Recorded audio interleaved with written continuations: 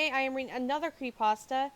Today I am going to be reading the Disneyland Haunted Mansion. This is the one that I actually have wanted to read for a very long time now. I don't know how this... I read it before, and I'm going to try my best to read it with my new way. And I read it... Yeah, I bet you... I'm really excited to read this to you guys, so thank you guys for watching the video, and... Yeah. And if you guys enjoyed this video, please hit that like button as usual. So, thank you guys. But anyway, thanks again. Alright, so let's begin the story, shall we? In year 2000, I went to Disneyland for the first time with my brand new passport with my friends. The very first thing I wanted to go on was my all-time favorite ride, the Haunted Mansion. I love that ride so much. I did research on the ride to figure out all the secrets and techniques they used for the effects. I also memorized the songs so I would sing along throughout the ride. So I finally got into the Haunted Mansion and got in line. So far everything was the same as always except for one thing. I got to the pet cemetery part of the ride and they took out the frog's tombstone and replaced it with another tombstone saying, "Seth, forever here." This kind of bothered me. It seemed out of place, and it wasn't one of those family-friendly puns that Disney makes all the time. But I ignored it, thinking it was a new part of the ride. Eventually, I got inside the mansion. So far, nothing else was out of the ordinary. The waiting room was just still the waiting room.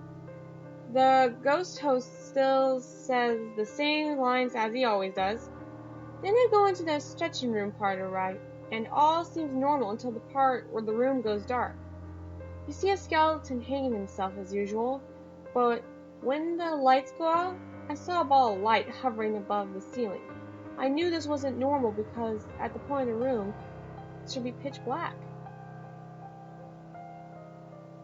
Then just before the lights turned back on, the ball of light morphed itself to a shape of a skull and disappeared as the lights turned back on. This was not normal. As we walked outside the room into the Hall of Transporting Portraits, I asked my friends about the lights, and none of them saw it. At this point, I thought I was imagining things. We all got into the ride, but nothing seems out of the ordinary until the ballroom scene with all the holographic ghosts. I smiled and enjoyed the happy ghosts dancing and celebrating the lady's birthday. But something wasn't right about this scene. I looked up and saw the most horrifying thing I have ever seen in my life. The glass that you see the ghost animatronic's reflection off was broken, and there was a bloody dead body on the floor by the dinner table. My friends and I freaked out, and all the other passengers screamed. The ride stopped and the lights turned on, and the announcement was made on the loudspeakers. Disneyland, thank you for your visit.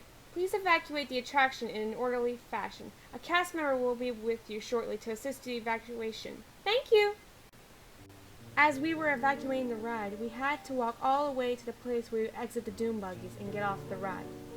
At the ride's exit, we heard what sounded like a child crying, even though there were no children around.